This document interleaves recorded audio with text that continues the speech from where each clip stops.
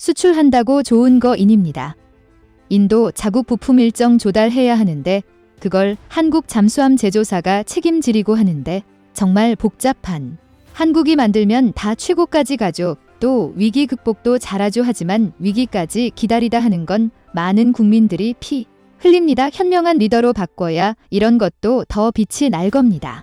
무슨 이유로 네티즌들이 그렇게 반응하고 댓글을 달았을까요? 한번 같이 봅시다. 최근 해외 매체 유라시아 타임스 6월 20일 보도에 따르면 파키스탄 해군이 중국에서 도입한 4척의 호위함에 치명적인 결함이 발생한 것으로 드러났다고 외교 전문지 저 폴리티카 파보리 편집장의 말을 인용해 보도했습니다.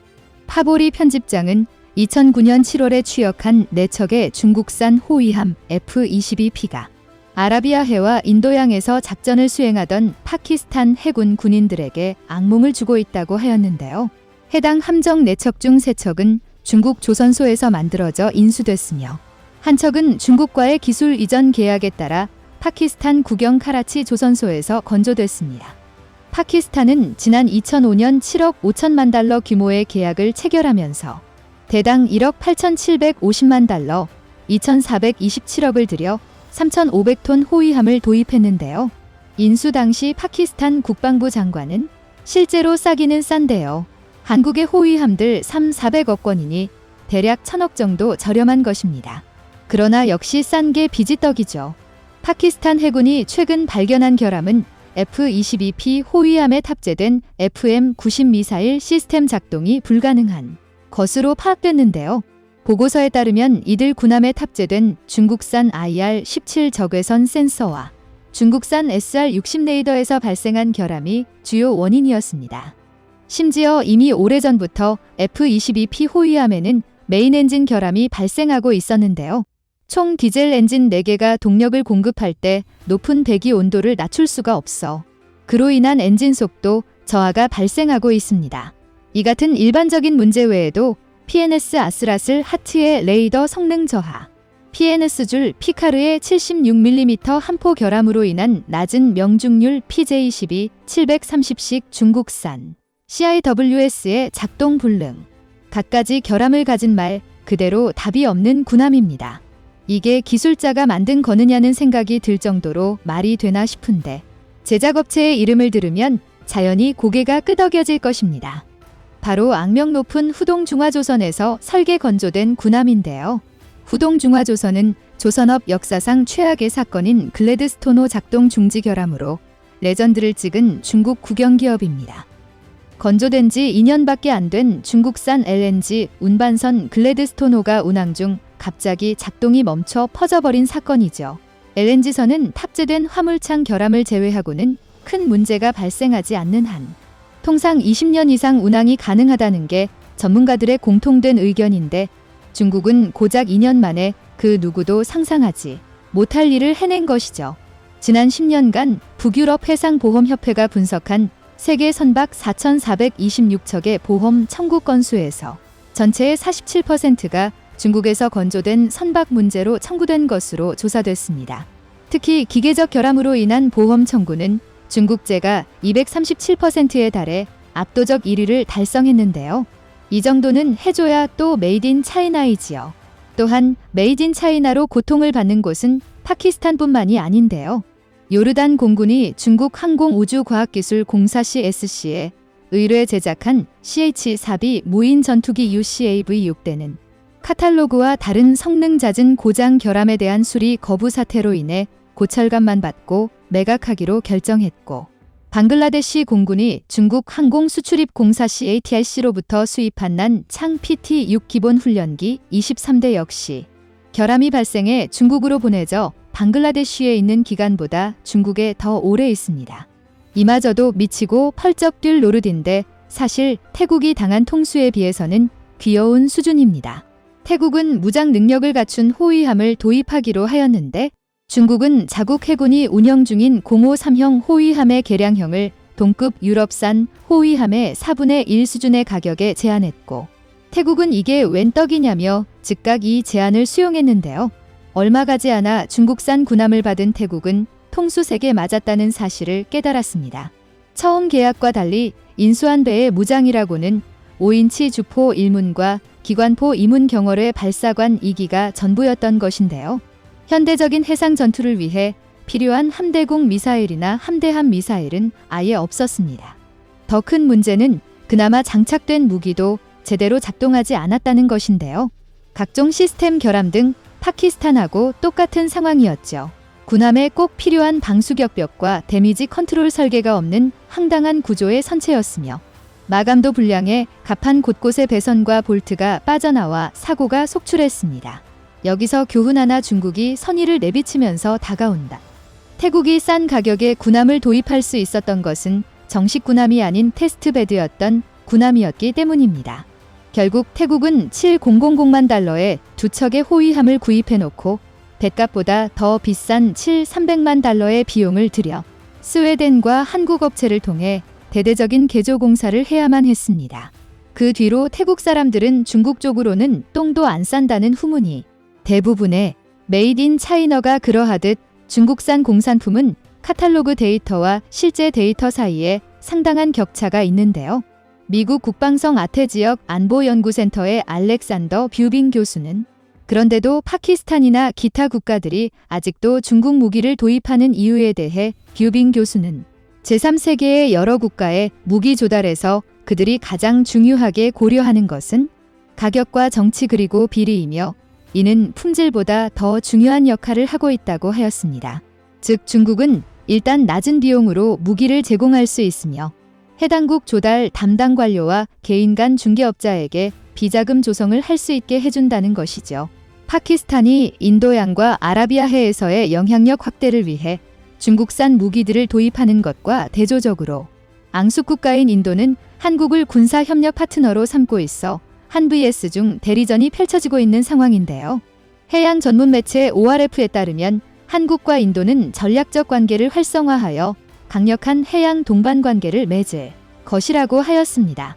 전직 해군 장교자 칼럼니스트인 아버지의 실은 인도는 라크샤드위프 군도와 안다만 니코바르 군도에 주력하고 있으며 본토 해안과 섬 지역의 해군력도 개선 방안을 모색하고 있는데 이 두 계획 모두에서 한국은 인도군의 역량 강화에 상당한 기여를 할 수 있다고 하였습니다. 또한 그는 특히 세계 최고의 기술력을 지니고 있는 한국의 조선산업은 인도 해군력 증강에 막대한 영향을 끼칠 것으로 보인다며 프로젝트 751인도에 한국 조선업체 DSME과 6척의 최첨단 재래식 잠수함을 제안한 사실은 이미 인도 관계자들을 매우 흥분시켰다고 전했습니다. 지난 4일 인도 현지 매체 파이낸셜 익스프레스에 따르면 어제 쿠나르 인도 국방부 장관은 인도 잠수함 도입 계획인 프로젝트 75I 사업의 2단계 사업자 선정이 머지않았다고 전했는데요. 프로젝트 75I는 디젤 잠수함 18척을 도입하는 인도의 해군 현대화 계획으로 3,000톤급 재래식 잠수함 6척의 발주건입니다. 총 사업 규모는 4,300UP 7조 원가량이죠.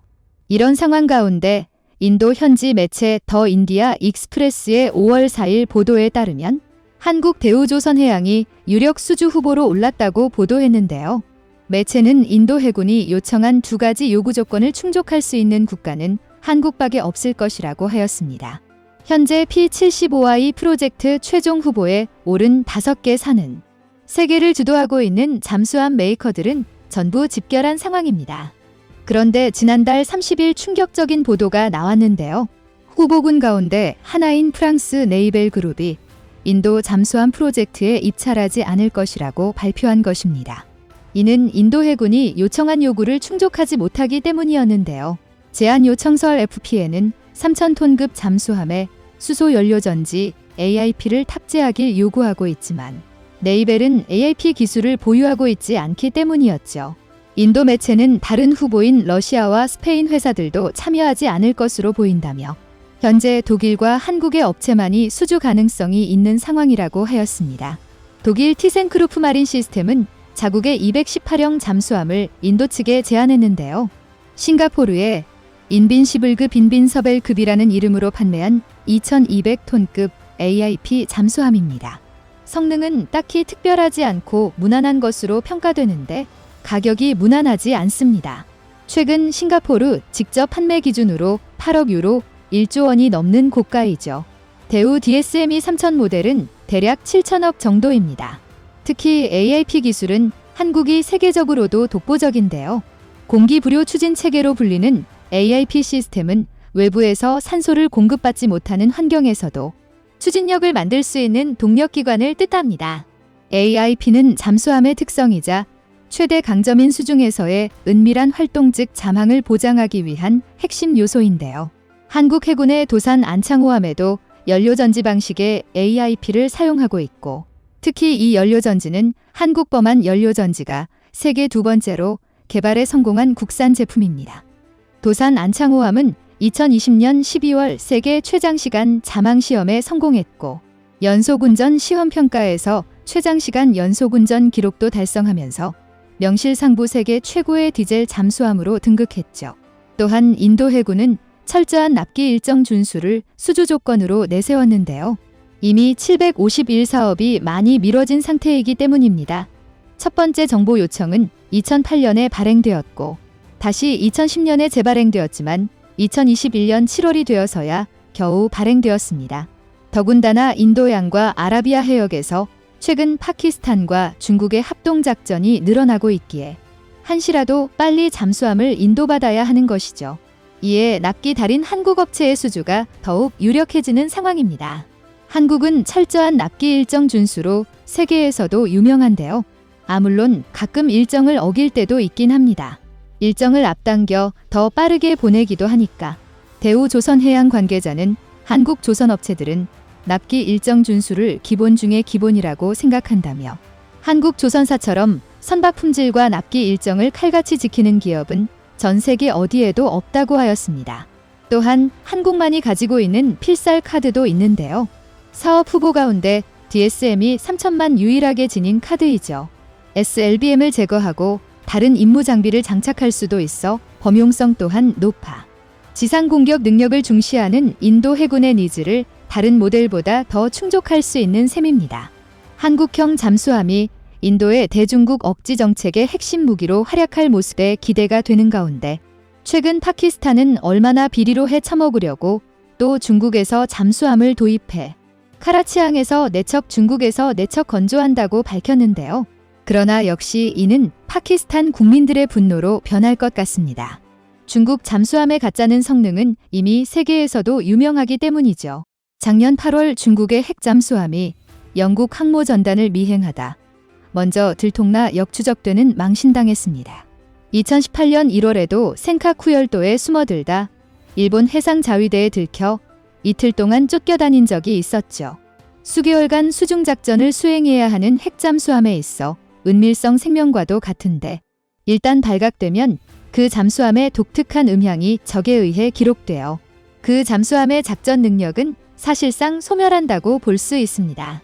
반면 한국 잠수함은 세계에서도 호평받고 있는데 디펜스 와이드에 따르면 CSIS 이언 윌리엄스 부국장은 세계적인 조선 강국인 우리나라의 조선 역사를 집대성하고자 기획된 책인 한국의 배의 저자 김효철 작가는 자신의 책에서 1988년 한독 정부 간 잠수함 기술 협약이 체결된 후 국내 건조를 위한 기술을 성공적으로 전수함과 동시에 잠수함 운용에 필요한 제반 지원 시설 등을 확보하는 등 잠수함 사업 착수 후 불과 수년 만에 작전 운용이 가능하게 되었다. 이는 잠수함 건조에 참여했던 독일 회사뿐만 아니라 세계를 놀라게 했고 잠수함 보유를 희망하는 제3국들의 모범적 사례로 제시되고 있고 서술했죠. 1980년대 독일 현지에서 타향살이했던 한국 기술진들은 사실상 독자 연구와 다름없었던 기술 이전이었다며 핵심이 되는 기술은 잘 가르쳐주지 않고 기초적인 부분만 앞에서 보여준 뒤 해보라는 식의 태도에 기술 약소국으로 서러웠지만 그러나 내 손으로 우리나라의 안보를 지킨다는 마음으로 오기를 갖고 임했다고 했습니다. 그리고 지난 2011년 인도네시아의 잠수함 사업에서 대우조선해양이 209급의 원조인 독일 HDW를 꺾고 수주를 따내는 기염을 토해냈죠. 지금까지 독일 업체가 잠수함을 판매하면서 기술 이전을 여러 나라에 해주었지만 독자 건조 기술 수준으로 올라선 나라는 대한민국이 유일합니다. 북한과 중국이 침략한 6.25 전쟁에서부터 일본과의 무역 전쟁까지 한국인의 위기 대처 능력 DNA는 여러 사례를 통해 입증되어 왔습니다. 주변에 강대국이 많다고 한들 그리고 아무리 그들이 위협한다 한들 한국은 늘 이겨낼 것이고 또 더 큰 도약의 기회로 삼을 것입니다. 다음은 관객들의 댓글입니다. 절대 막아야 합니다. 반대 이유 3가지를 들자면 일핵심 기술 이전 요구 이 일정 부분을 인도산 부품으로 제조해야 하며 책임은 한국이 져야 함 3인도는 핵을 가진 나라지만 전적으로 믿을 수 없는 국가라는 문제 SLBM에 핵미사일을 실으면 너무나 가공할 파워가 생기는데 제일 큰 문제는 그게 우리한테 칼날로 돌아올 수 있습니다. 지금이야 북미 관계로 가려졌지만 중국과 큰 차이가 없는 나라입니다. 그러니 미국에서도 어떠한 군사적 무기를 팔지도 않고 공급하지도 않음. 독일의 잠수함 기술은 딱 209급만 가능하고 특출난 형태고 실제로 한국이 수입한 214급은 AIP.